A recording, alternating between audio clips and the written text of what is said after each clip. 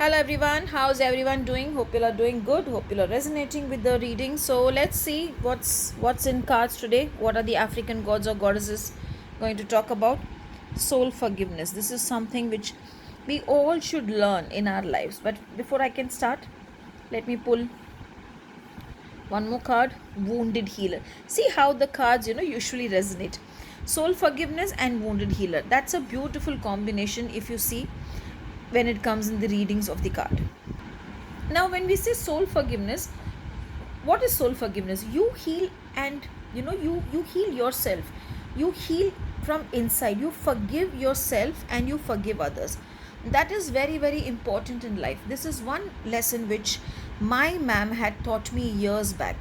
When I learned to forgive others, and when I learned to forgive myself, there is no lack in my life. There is nothing which I cannot achieve. There is nothing which I cannot be content with, because forgiveness is a gift which gives you a freedom of happiness in return. Forgiveness is a gift which will make you happy in return, and forgiveness is a gift which will bring happiness to others also. So today, be ready to forgive and forget yourself.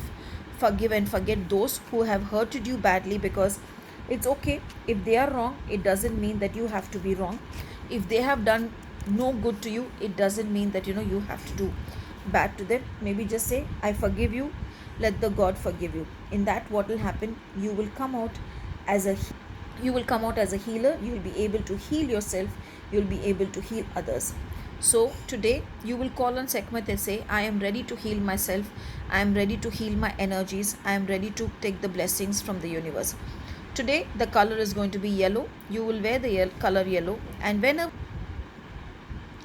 whenever you feel low, call on Goddess Sekhmet and ask her to bless you. Ask her to energize you with her vibrant these energies, and I'm sure you're going to feel really, really happy. Have a blessed day.